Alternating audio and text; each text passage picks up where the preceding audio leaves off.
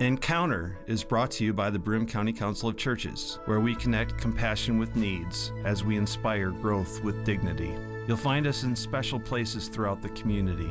For those who remain hungry, we provide meals. For those who are challenged, we build wheelchair ramps. We comfort those who are ill, minister to those who are confined, and we remain an advocate for change and understanding on behalf of every element of our community.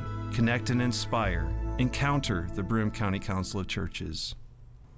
Good morning. I'm Jeff Kellam. Welcome to this edition of Encounter. I'm the Parish Associate at the Union Presbyterian Church. A little bit of a different format today. Ordinarily it's interviewer and guest, Q&A. But today more of a conversation about a church that my guest and I have in common. It's a church in which I grew up. My parents were married there. I was baptized there shortly after World War II. I was president of the youth group during high school and attended that youth group during my middle school years as well. The church is celebrating this very weekend its 200th birthday. And so we'll be talking about this congregation, a congregation which was formed in part, a couple of the founders were spies for General Washington during the Revolutionary War. It's arguably the oldest continuing worshiping congregation in Broome County, and its roots go back even further than 200 years, which we'll be talking about too. Plus it was struck by lightning because it had a pool table in the basement, and we'll talk a little bit about that. My guest, so to speak, is the Reverend Pat Raube, who's the pastor of Union Presbyterian Church in Endicott. So Pat, welcome to Encounter once again. Thank you. You've been on before. It's good to be here. It's a very exciting weekend because of the worship service and then the fact that March 10th is actually the day the church was incorporated. That's right. And here, exactly 200 years later, it happens on a Sunday, which is wonderful. Perfect. So the roots of the church, you want to start there? Sure. In 1791, as you mentioned, a little further back than 200 years, there was a small Dutch Reformed congregation that met in a log house, a log cabin in the middle of what is now the Riverside Cemetery in Endicott. And that log church went on for several years. Its first pastor was Reverend Manley, Reverend John Manley, and they worshiped together for a short time, and then it seems like things kind of fell apart. There was illness. It was still, the end of the Revolutionary War period, so they were going into a new century. But in 1819, the date that we mark as our bicentennial, the church was renewed by a group of 14 people who signed a new charter and joined the Presbyterian stream. That's why we are celebrating this as our anniversary. Right. And well, maybe it wasn't coincidence, but that 200 years ago in 1819 was the incorporation of the town of Union. Oh, right. So they happened about the same time. You can just see this kind of groundswell of looking around and saying, gosh, we got enough people here, we could form a town, and we can form a church. So that was the 1791 date, and they were wiped out by malaria, among other things. Yes, which I was really surprised looking into their history when I learned that. But in 1819, the town of Union was still, it was incorporated. It was still a very largely unsettled area in terms of the newcomers from Europe. We know, though, that at that point it felt like there was enough energy, for example, to build a new church. On the site of the old log church, they built a colonial church in which they worshipped for about 50 years. Right. So that little colonial church was still, in the Riverside Cemetery is on Vestal Avenue in Endicott. That's right. Just at the foot of, or the head, depending on which side you're crossing on, the bridge. Right. The bridge between Endicott and Vestal. Right. The bridge over which I remember in high school marching. The Union Endicott band would march across that bridge to the Vestal High School to play them in a game, and then march generally hanging our heads on the way back. Yeah. So we would be passing by that place. I want to go back a moment, though, to that original congregation, because that's where the Mercero name comes in. And there's a stained glass window, more than one, in the present sanctuary that has a Mercero name on it. Yes. And the Merceros, of course, that's where Mercero Park is, Yes. Mercero Street, and the Merceros were some of the founding members, not only of the town, but of the church. Yes, John and Joshua Mercero are known, among other things, of course, for founding the church, but also, as you mentioned earlier, for working closely with General George Washington during the Revolution. They were spies for him in New York City in particular. Washington crossed the Delaware more than once. They helped on one of those crossings, not the one that was painted, but still really significant players in the founding history of the United States. Yeah. And they were, if you look through the church records, right up well into the 20th century, there are Merceros who are members of the church, who are elders, deacons, who are part of the lifeblood of this church for generations. Right. Part of that story that I remember, and this is all very fuzzy because it was so long ago and I wasn't really there, Right. is that they went back, they were helping Washington after crossing the Delaware the first time, and went back to check on a couple of boats that were left. And the British had left the boats sunk down so they could bring them up later. And they saw those boats and destroyed them. Thus, the British could not follow Washington and engage him again. Yes, fun fact, if you go to the CIA website and you go into the archive library area, you'll see the Merceros listed as founding fathers of the Central CIA. Intelligence Agency because of their work in the Revolutionary War. That's something. Yeah. I'd be even afraid to go to the CIA website. But now we can all go to our computers and check that out. That's right. And they were originally from Staten Island and ran a stagecoach, I think, and ran a store or some sort of mercantile thing, and then relocated to Union or to Broome County or whatever it was at that time. Right. They also, you might want to know who they purchased that land from. They purchased it from a judge or Justice Wilson, who was one of the first Supreme Court justices of the United States. Is that right? Who signed the Declaration of Independence, and who was who was at the Constitutional Convention as well. So from our area. From our area, and on whose land that church began, our church began, and flourished. And if one walks into that cemetery, you look at the older gravestones and you'll find Mercero stones there. That's right. But you'll also see evidence of that malaria outbreak because so many people died within that short period of time, young and old. Yeah. So that church died out, and in 1819, March 10th, the First Presbyterian Society of Union. That's right. was founded. Yes. And so, as we mentioned, the colonial church was built, and then as they outgrew that church, well, they not only outgrew that building, I guess, but the town began to move into the present village of Union. Those of us who grew up in that area know the Nanticoke Avenue, Edward Street, Loder Avenue, Liberty Avenue area. Right, and that was considered downtown for this small community, which maybe had 300 people in it. Yeah. And at a certain point, they decided, the trustees and session of the church must have decided, it would be good to have a presence downtown in the area where little shops were emerging and so forth. So in 1872, they built the Victorian church. Yeah. And some years later, they brought the colonial church over from the cemetery and attached it to the Victorian church. And they also built a manse. There were two manses for the church, and a manse, of course, being the place where the pastor would live. And the first manse for the log church and the colonial church was located on the corner of Vestal Avenue and East Main Street, which many of us know as both, we can see the arch there, but also Pat Mitchell's.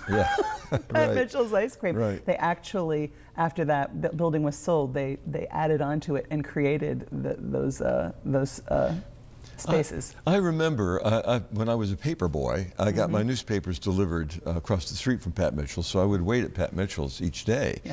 And I remember somebody saying, if you look above that Pat Mitchell's square building, you'll see a pitched roof. That's right. And that was the original manse of the That's Presbyterian Church. That's right. So I kind of grew up with that memory, and I also invented root beer ice cream at Pat Mitchell's. Nice a story you. which we will share at some other time. That's fascinating. On another show. Yeah, we'll do the history of ice cream at another show. Yeah.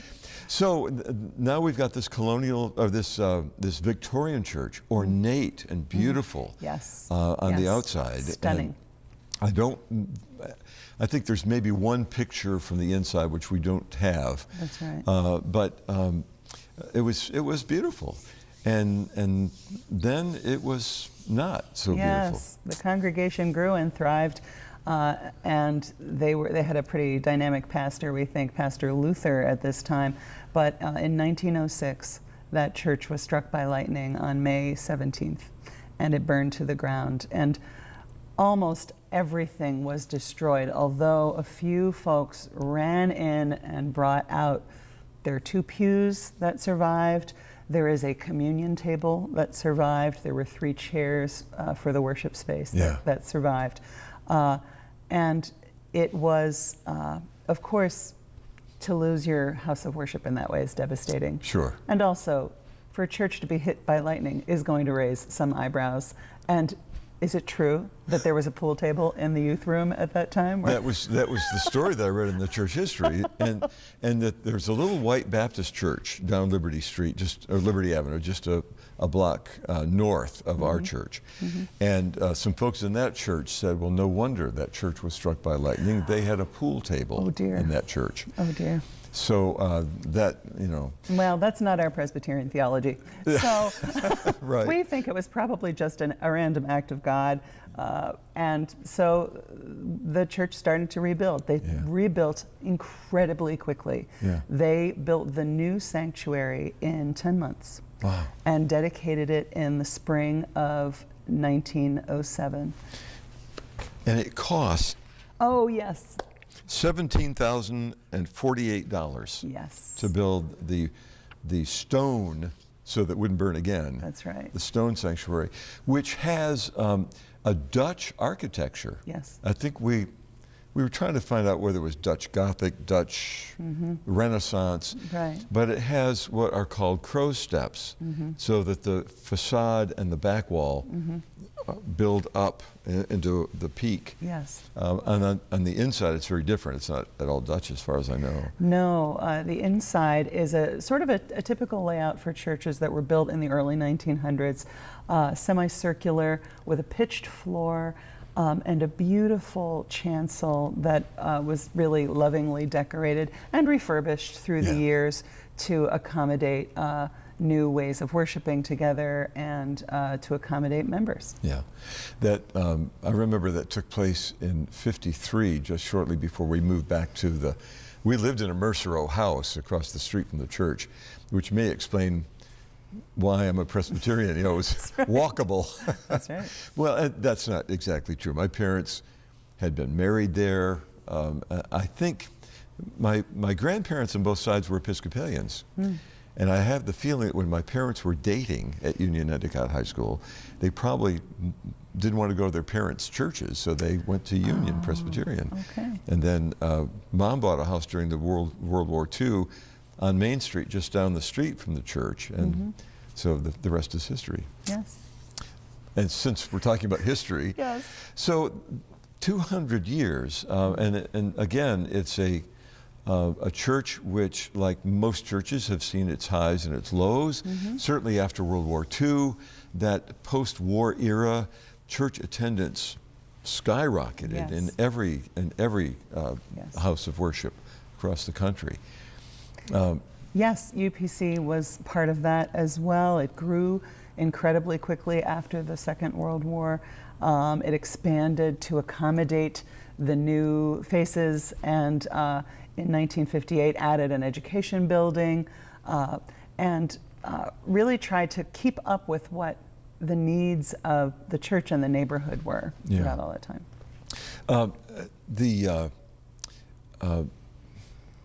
Well, that thought just left me. I guess I was thinking of the dedication of that 1958 building. As a kid, I remember breaking ground on that That's on right. that building. There's a shovel somewhere that Jeff Kellam handled. Yes.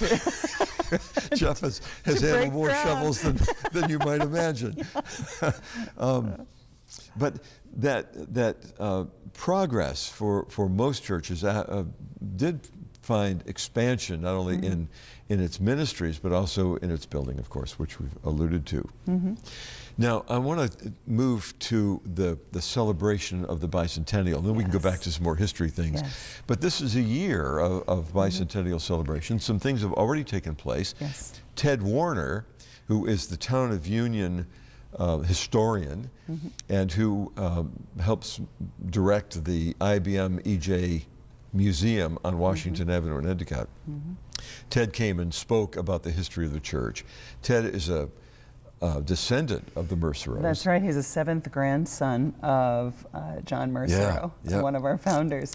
So he lives still in Endicott in the Town of Union, and he has very much been helping us with our celebration. He came and did a fantastic both description, a discussion of the sanctuary itself, but also the history of the church that we've been talking about. That's one of the things we're doing this year. We're looking at our history. We'll also, in the fall, have a time when we will have an exploration of our cemetery. We're going to have a cemetery tour with Timothy Main, who is also a descendant of one of our founders, also a Revolutionary War actor, La Tourette family. So we'll be doing that. Coming up in May, of course, are the Past Sacred Sites tour. That will be on the weekend of May 18th and 19th. And PAST is the Preservation Association of the Southern Tier. That's right. I had to look that up this morning, so it wasn't just referring to the past. Right. And we will be opening our sanctuary and our museum and all of our building to the public on Sunday afternoon, May 19th. So that will be a great opportunity for anyone who's interested in us as a congregation now, or in our history, or in our architecture. That'll be a great day to come and visit us. And the architecture inside has some fascinating features that would be interesting for folks interested in design to come and look at. The museum has objects that, for example, a quilt is there. We talked about people running into this burning building in 1906 or so, going after a woman sent her husband in because she'd been working on a quilt. That's right. And said, you better go get that quilt out of there. The ladies' organization was working on this quilt, and she did not want to lose it to that fire. And there's an American flag that had been given to the Christian Endeavor folks as a reward for their success. And so they rescued the flag, and that's also in the museum, along with several artifacts and so on from the church's history. Well, and I've heard tell that the boy who ran in to get that flag was the father of one of our current members, C.W. Waterman. Is that right? Yes. Wow. Historic. History is with us. That's it right. is among That's us. right. So this year we'll be celebrating in lots of other ways as well. Certainly we always celebrate through worship. That's what we'll be doing this Sunday. But because March is a time when weather can be a little unpredictable, we actually have our big worship celebration in June on Pentecost Sunday, June 9th, when we will invite a guest from the PCUSA, Presbyterian Church USA, office in Washington, D.C., Office of Public Witness, Reverend Jimmy Hawkins. I understand he's a friend of yours. Yeah, Jimmy was... I taught video at the Presbyterian School of Christian Education, a graduate center for educational ministry, which is now part of Union Presbyterian Seminary. Jimmy was one of my students, and he helped with our video productions and so on. So I watched him go from our school, where he got a Master of Christian Ed. He went then to seminary, got a Master of Divinity, has served churches, and now he is the head of the Washington Office of Public Witness, which means that he interprets to our government the stands taken by the Presbyterian General Assembly, but he also interprets to the church some of the work that the government is doing in social justice. So he will come and speak at our church, and then he will go on the road and speak to 2 or 3 presbytery events in central New York. So we're making his trip worthwhile and keeping him on the road. But it'll be great to see Jimmy. He's a tremendous person and a shining light in our denomination. Yes.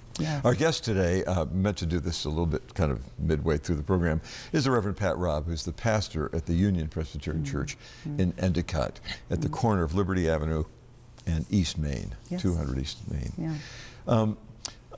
Part of the church present is 202 East Main. It's the former manse. And for many years, it was the home, after it was no longer used as a parsonage or a manse, it was the home of the Samaritan Counseling Center. And then it was vacant for a while. Yes, it was vacant for about 2 years. We really searched high and low for a good match for a nonprofit that we could house in there. We wanted to support the mission and ministries in our area that are caring for our neighbors, caring for our people.